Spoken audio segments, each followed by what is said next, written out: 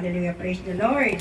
We worship you, O God, and we thank you for this moment again that we are here standing through your grace, O God, because without your grace, O Lord God, we will not be able to stand. And thank you for the lives of your people who are here seeking your kingdom first. As you said, seeking the kingdom of God and His righteousness, and all these things shall be added unto us. At Lord, maraming salamat, Panginoon, sa aming pakikinig, pag-aaral ng iyong mga salita sa oras na ito. Hallelujah, let your anointing, O Lord God, be upon us, anointing of hearing, upang maintindihan namin, Panginoon, kung ano mga sinasabi, anointing of speaking your words, O Lord God, at itong mga salita mo ito ay tutusok sa aming mga puso, upang ito ay magamit namin sa aming pang-araw-araw na buhay, at maisa sa pamuhay namin ang bawat salita, Panginoon, na aming mapapakinggan sa oras na ito sa pangalan ni Jesus.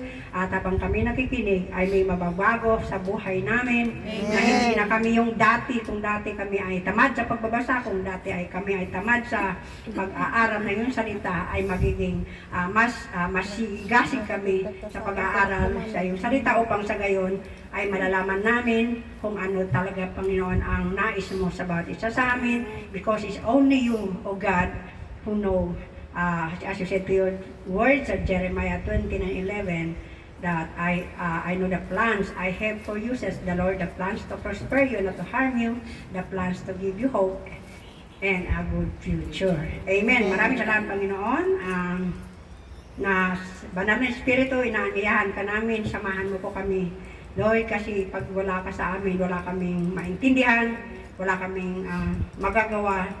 At sa iyo lamang, Panginoon, ako umaasa ng karunungan na ipagkakaloob mo habang ako'y nagsasalita. Be with me, Lord, in the mighty name of Jesus. I need you, Lord. I need your presence, Holy Spirit. I need you to guide me. I need you, Holy Spirit. Hallelujah. And everybody says, Amen. Hallelujah. Ang ating pag-aaralan ngayon is about prayer. Lagi tayong nag-aaral ng prayer. But sometimes there are prayers na pag-aaralan niya, meron tayong mga personal prayers, meron din tayong mga paano ba tayo manalangin. Ang ating pag-aaralan ngayon is about Acts prayer. Acts prayer method. Kasi pag tayo ay minsan, hindi natin alam kung paano talaga yung una natin gagawin. Sa prayer, meron yung, di ba, pag alamin natin, halimbawa sa atin, di ba, yung aalamin natin kung sino ba yung dapat natin paghiingan, di ba, nananalangin tayo, humihingi tayo, alamin natin kung sino yung hinihingan natin ng tulong. Amen. Ito yung ibig sabihin that yung Acts acronym ACTS.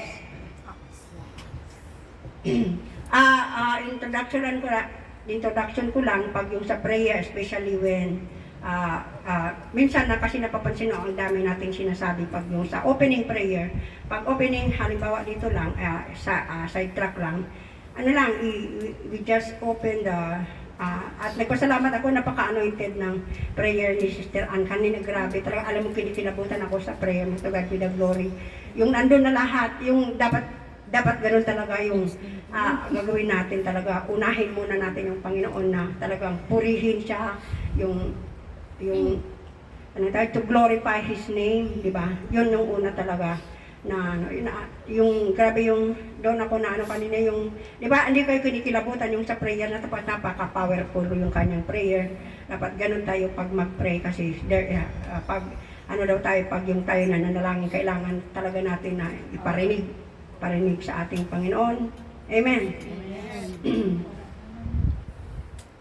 Kahit sabi nga, di ba, alam na ng Diyos ang ating pinapanalangin, pero iba pa rin yung sasabihin natin kasi, di ba, sabi nga niya na bakit kasi hindi yung kailangan nyo sabihin kung ano yung nais nyo, do alam niya, inirequire pa rin ng Panginoon na sabihin natin. Amen. So, number 1, kasi kulang daw sa oras, ang Acts, the Acts is adoration. Ito yung ito yung pagpupuri natin, i-glorify natin ang Panginoon. Hallelujah. Amen. So sa adoration, let us glorify God. Kaya nga sa every now and then, siguro napapansin nyo pag ako nananalangin, especially sa ministry, I always glorify God first. Yung una-una sa Revelations 4:8. Diba? Sabi niya doon, Holy, holy, holy is the Lord God Almighty, who was, who is, and is to come. So kailangan natin i-acknowledge talaga siya, na siya lang ang Diyos na makapangyarihan sa lahat. Amen. Siya ang Diyos noon, ngayon, at magpakailanman. Ito yung mga gagamitin natin pag mag-pray tayo, when we have leading the prayer, gamitin natin ito in any of this. Kaya lagi kong binabanggit ito sa aking panalangin. Tapos sa verse 11, sabi niya doon, You are worthy, O Lord, to receive glory and honor and power. Amen? Amen. So kailangan, because you created all things and for thy pleasure they are and were created. Dahil sa Kanya ay nalikha ang lahat ng bagay. Yun, ina-acknowledge natin, so let us glorify God. Gamitin natin ang lahat ng mga verses na ito to glorify the Lord. Amen. Amen. Tapos, this is pertains to the Lord God Almighty. Kasi, sa Lamb naman, sa ating Panginoon, sabi niya, worthy is the Lamb that was slain. Sa Revelations 5:12. Fair ba? Tama? Revelations 5:12 to 13. Sabi, worthy is the Lamb that was slain to receive power and wealth and wisdom and might and honor, glory and blessings. Di ba lahat ito gagamitin natin in adoring the Lord. So kaya yung sa Acts, yung tayo magpe-pray, ito talaga yung gagamitin natin. Umpisa pa lang, kasi paano tayo humingi sa isang bagay kung hindi natin ina-acknowledge ang kanyang kadakilaan. Amen. At saka sa verse 13, ito, to Him who sits on the throne and to the Lamb be praise and honor. So, lahat ito tayo, mga Kristiyano, every now and then, kailangan natin, i-memorize natin ito, alam natin ito. Parang sa ganon, tuwing tayo ay mananalangin, inuuna natin siya ay to adore, to respect, to give glory, to give honor. Amen? Hallelujah. Amen. So, adoration is to worship the Lord. Meron pa ba? Meron pa isa. Ito yung sa sa verse 13 ba yun? Ay 15:3. Ito sa dito sa banda. 'Di ba? Yung ina-acknowledge natin ang Panginoon na dahil sa Kanya lahat ng bagay ay great and marvelous are thy works, O Lord God Almighty. Ito ay works, in other term, deeds. Just and true are your ways. Lahat ng Kanyang kaparaanan ay maganda. Kasi sabi nga niya, my ways are higher than your ways, and my thoughts than your thoughts. Doon sa Isaiah 55 verse 6. Yun ang sabi niya doon.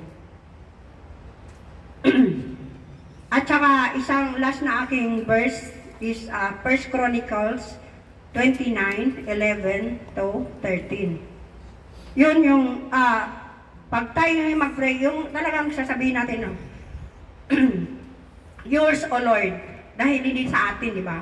Yours, O Lord, is the greatness and the power and the glory and the majesty and the splendor, for all the things in heaven and in earth are yours.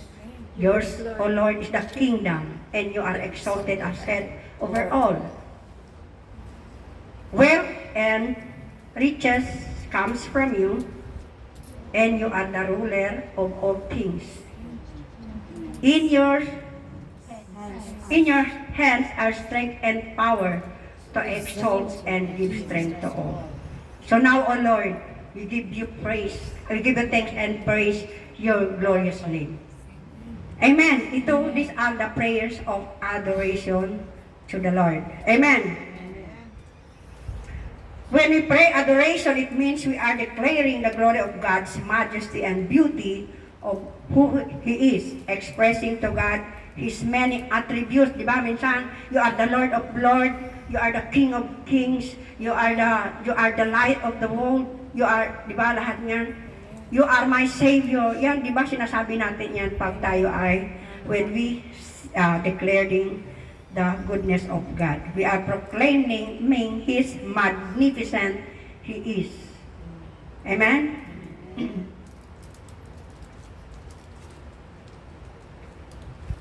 In Psalms, basahin nyo na lang sa Psalms 150 kasi ano lang ito.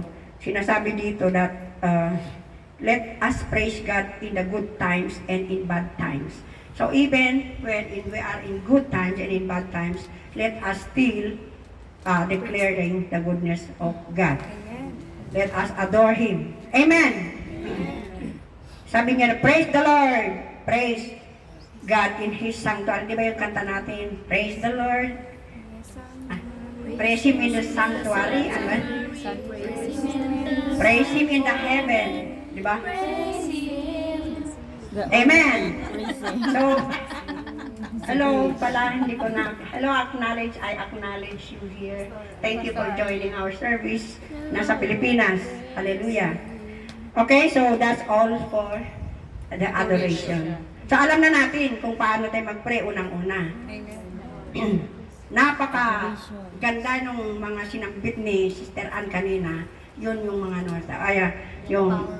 yung mga very bold siya na nandun na lahat yung ni-mention niya pati yung pangalan, yung mga names of the Lord, di ba? You are the Alpha and the Omega, you're the beginning and the end, mga ganon. Yun ang sasabihin natin sa una-una when we declare or we are tayo ay adoration to glorifying the Lord. Amen. Number 2, confession. Confession means repenting to God. Confession is ihahayag natin, ina-admit natin ang ating mga kasalanan at ito ay ating pagsisisihan. So confessing is repenting to God. Pag ina-admit natin at inihingi natin ito ng kapatawaran. Amen. So, confessing is admitting and repenting to our sins. Katulad siya sinabi niya sa 1 John, ano yung una kong nilagay? James 5:16. Sabi dito, for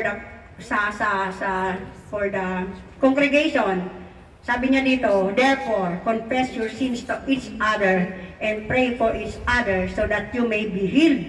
Ibig sabihin, pag tayo pala ay naghihingi ng kapatawaran sa bawat isa sa atin ay kung siyempre yung sakit sa loob, tayo ay mahihil. So when we confess to each other sins, tayo ay mahihil.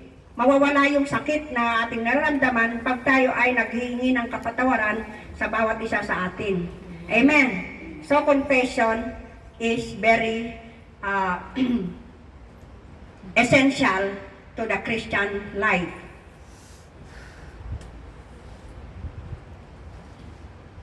So, isa pa sa 1 John 1:8 to 9.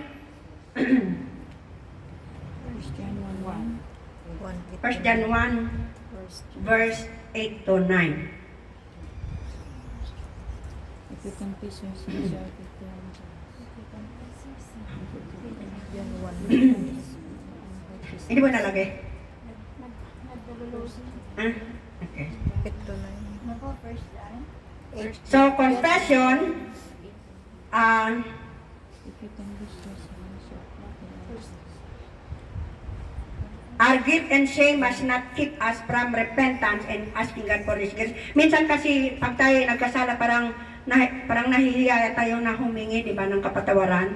Tapos minsan, doon tayo halimbawa yung sa Lord, minsan yung alam natin na nagkasala tayo sa Lord, pagkatapos parang nahihiya na tayo, hindi tayo, kasi meron talaga nangyaring ganun, meron akong kakilala na kinokondemne yung sarili niya dahil nagawa niya yung sa isip niya, nagkasala sa Lord, doon na sabi naman niyan sa kanyang salita, if we confess our sins, di ba? So dapat tanggapin natin ang salita ng Diyos dito sa 1 John 1:9 o kaya 1:8. Kasi pag sinabi natin na wala tayong kasalanan, tayo ay sinungaling. Kasi lahat naman ng tao ay nagkakasala. Pero sabi nga niya na kahit tayo nagkasala, pag tayo ay i-confess natin at pagsisisihan ang ating mga kasalanan, ang Diyos ay tapat na siyang lagi nagpapatawad at naglilinis sa ating mga kasalanan, sa ating mga karumihan. Yan ang kanyang sinabi, di ba? Sabi niya dito, if we claim to be without sin, we deceive ourselves and the truth is not in us. So lahat ay nagkakasala, walang hindi nagkakasala. Amen. Pero sabi niya, but if we confess our sins, He is faithful and just to forgive us and cleanse us. So kailangan talaga tayo ay humingi ng kapatawaran. Amen. Because confession is a sign of humility. Kasi pag hindi tayo humihingi ng kapatawaran, wala tayong pagpapakumbaba. Sa Psalms 51 verse 1 and 2 sabi niya, have mercy on me, O Lord, according to your unfailing love and according to your great compassion, blot out my transgressions. Wash away all my iniquities, O God, and cleanse me from all my sin. Diba dapat lagi tayo pag nagkasala tayo, ito ang sasabi kung gaano kasama yung ginawa ni David sa kanyang kapatid.